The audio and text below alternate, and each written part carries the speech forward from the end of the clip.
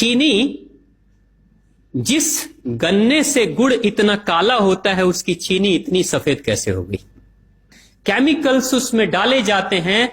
और मैं एक चीनी मिल के अधिकारी जो मैनेजर है, मैं उनकी बात आपको बता रहा हूं। उन्होंने कहा कि मुझे लगभग 12 साल हो गए चीनी मिल में काम करते हुए, और जब से मैंने काम करना शुरू कर दिया चीनी मिल में, तभी से मैंने घर में चीनी लाना ही बंद कर दिया।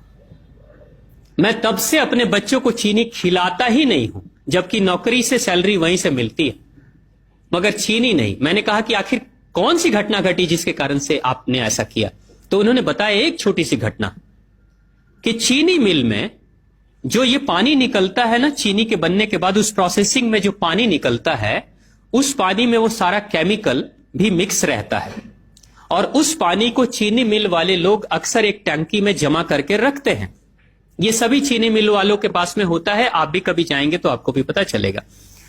वो टंकी में वो पानी रखा जाता है, लेकिन रोज रोज प्रोसेसिंग हो रहा है, रोज चीनी बन रही है, रोज बहुत सारा पानी आ रहा है, तो आखिर कब तक? एक टंकी की क्षमता है ना, कितने दिनों तक वो टंकी खाली रहेगी? भर जाती है, भरेगी तो फिर क्या करेंगे? खाली करना है। तो क्या किया था चीनी मिल के लोगों ने? सोचा कि छोड़ो ना, अब कहां जाएंगे उसको फेंकने के लिए कहीं दूर, क्योंकि अब उतनी बड़ी टंकी जिसमें हजारों गैलन पानी है, उसके लिए ट्रांसपोर्ट में कितना खर्च आएगा, तो बेहतर होगा रात के अंधेरे में कहीं खेत में डाल देते हैं।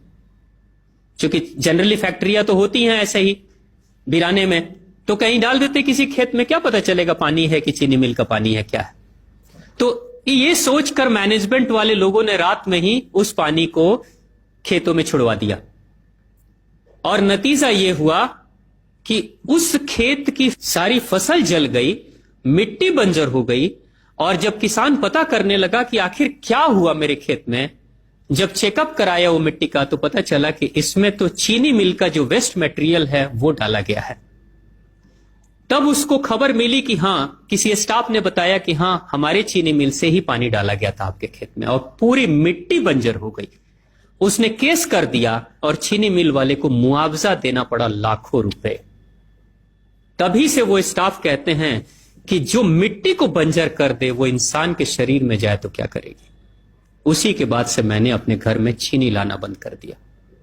और सच्चाई है, लगभग अगर आप देखेंगे तो अंग्रेजों के आने के समय अंग्रेज पहला चीनी मिल इन्होंने भारत में ही लगाया था।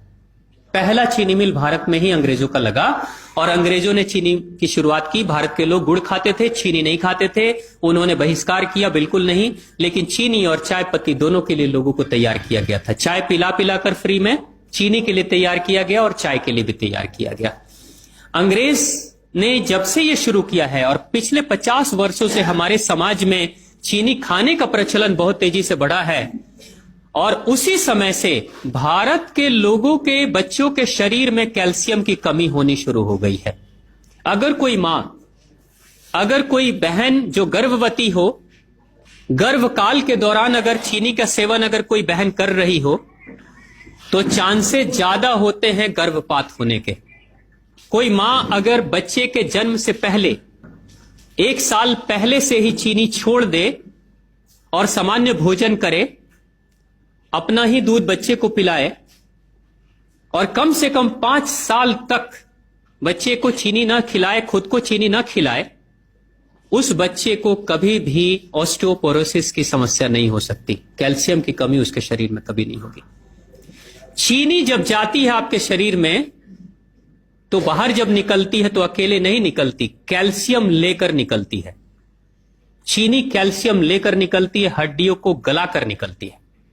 और जिसके शरीर में कैल्शियम की कमी हो जाती है, उसके शरीर में मैग्नीशियम, पोटेशियम, आयरन सबकी कमी हो जाती है। कैल्शियम वो तत्व है कि जिसके शरीर में कम हो जाए, सारे तत्व कम हो जाएंगे, और कैल्शियम की कीमत पे चीनी हम खाते हैं। भारत, पाकिस्तान, बांग्लादेश, नेपाल, ऐसे कुछ देशों के अलावा दुनिया के बहुत सारे ऐसे राष्ट्र हैं जहां चीनी का इस्तेमाल ही नहीं होता। आज भी चीनी खाते नहीं, बहुत सारे देश नहीं खाते बिल्कुल।